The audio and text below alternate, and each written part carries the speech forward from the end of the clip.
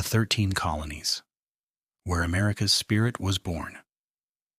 America wasn't just discovered, it was built. When the New World was revealed to Europe, history shifted forever. But the true story of the United States didn't begin with explorers. It began with settlers, with families, with believers, with risk-takers who crossed an unforgiving ocean chasing something greater than survival. They were chasing freedom, and that's how the 13 colonies were born. Jamestown, 1607, the first permanent English settlement. In 1607, the Virginia Company established Jamestown in what is now Virginia.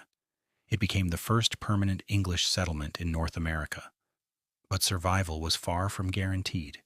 Disease, starvation, brutal winters, tensions with the Powhatan Confederacy. More than half the settlers died in the early years, yet they endured. Through resilience, leadership, and the eventual success of tobacco cultivation, Jamestown survived. And with it, the foundation of English America was secured. This wasn't just a settlement. It was the beginning of a nation. Plymouth, 1620. Faith and self-government. In 1620, another group arrived, not for profit, but for faith. Aboard the Mayflower, the Pilgrims landed at Plymouth in present-day Massachusetts. Before even stepping onto land, they signed the Mayflower Compact. It was a simple agreement, but revolutionary. It declared that government would exist by the consent of the governed, self-rule, accountability, covenant, community.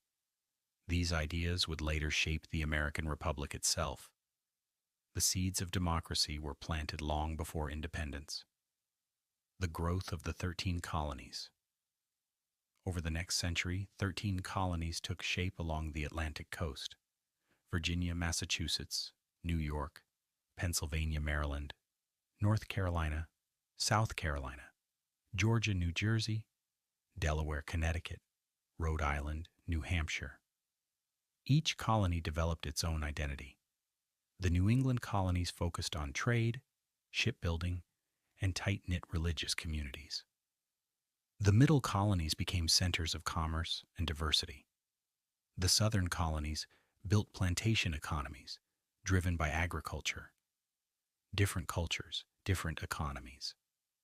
But one growing belief: they could govern themselves. Prosperity, pressure, and power. By the 1700s, the colonies were thriving. Ports like Boston and New York buzzed with trade. Farmers cultivated land with determination and grit. Communities built churches, schools, and assemblies. But prosperity brought attention, and attention brought control. The British Crown began tightening its grip, regulating trade, imposing taxes, limiting autonomy. Yet the colonists had already tasted self-government. They had elected assemblies. They made local laws.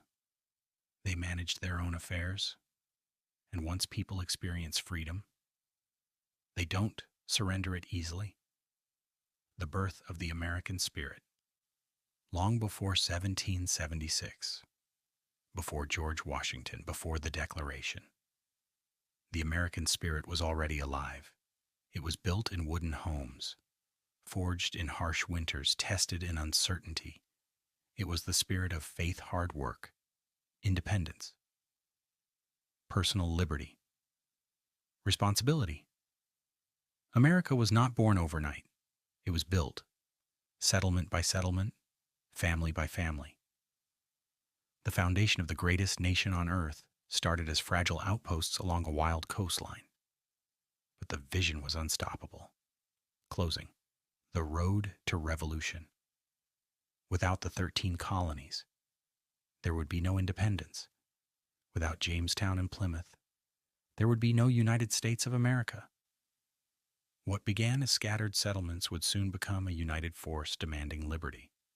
And in our next episode, we dive into the moment tension exploded, the American Revolution. If you believe in the values that built this nation, subscribe, share this video, and join us as we uncover the real story of America. Because when you understand the foundation, you understand the freedom. God bless America.